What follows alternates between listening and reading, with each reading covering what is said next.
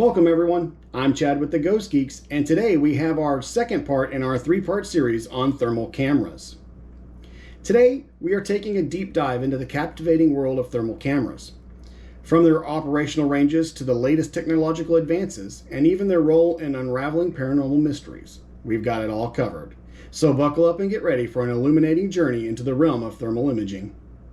Before we take the deep dive in today's topic, be sure to click that subscribe button. Let's take a little reminder class on what the thermal imaging camera is actually seeing when it records.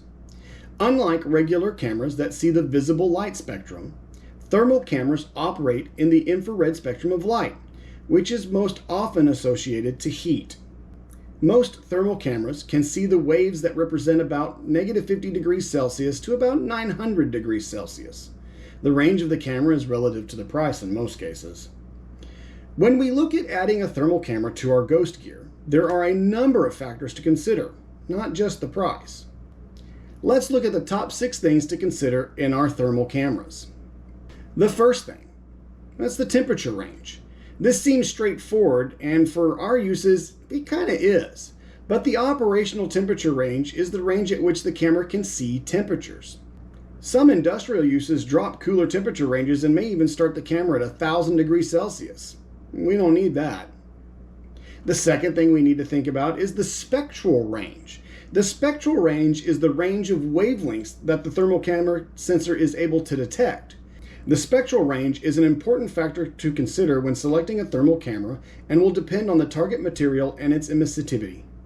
Emissivity is the parameter that determines the proportion of the thermal radiation emitted by a surface or object due to its temperature. To minimize errors and increase the accuracy of the measurements, we have to choose the thermal camera with the shortest wavelength that can measure the temperature range of our application. For example, if we want to measure 600 degrees Celsius and we do not need to measure values less than 450 degrees Celsius, then we will choose a 1 micron camera, which is an NIR camera. Although we can use an LWIR, 17 to 14 microns, the temperature measurements will be more accurate with the shorter wavelength. According to the temperature ranges we want to measure, the most commonly used industrial thermal cameras are of the following.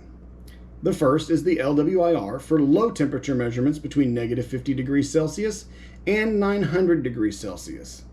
The second is the NIR SWIR for high temperature measurements. These go all the way up to 2450 degrees Celsius. And then lastly, the MWIR for measuring low and intermediate temperatures with high precision. And a lot of these are, refrigerated type cameras, so they're super expensive. The third thing we need to think about is the sensitivity. The thermal sensitivity, or the noise equivalent temperature difference, NETD, is equivalent to the smallest differential in temperature that is able to be measured by the infrared camera without being attributed to its own noise. Thermal sensitivity is equivalent to the thermal resolution of the camera. It's the minimum measurement value between 2 consecutive temperatures. The more sensitive the detector, the finer the temperature details will be in the thermal camera. Conventional cameras have an NETD between 80 and 100, while the cameras with the highest sensitivities can have 40 at a comparative prices or 20 or even 10 for those with the highest performance, but those are usually cooled and come with a high cost again. If the objective is to be measured to have a large temperature difference, a camera with a low NETD is probably not necessary.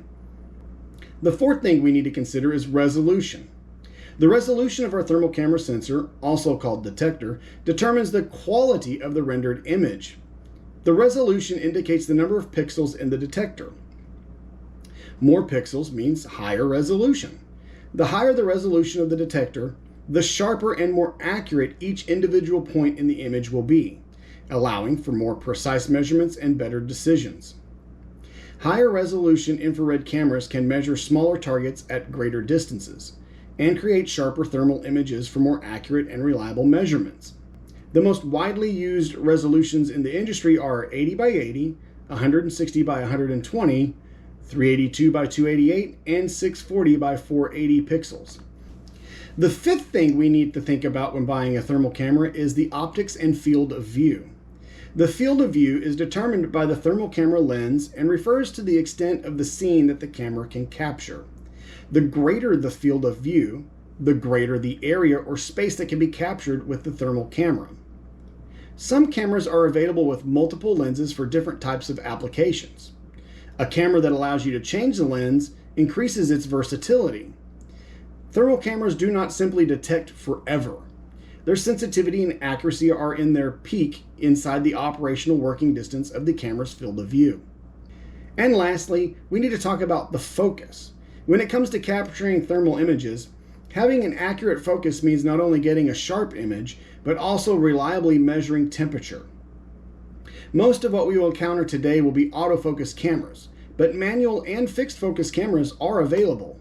But unless you plan on a permanent installation with a known focal distance, leave the fixed focus cameras to the industrial operations.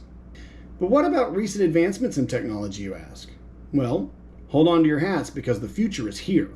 Thanks to groundbreaking innovations, thermal cameras have become more compact, affordable, and user-friendly than ever before. Some models even come equipped with smartphone connectivity, allowing you to transform your mobile device into a powerful thermal imaging tool in just a few taps.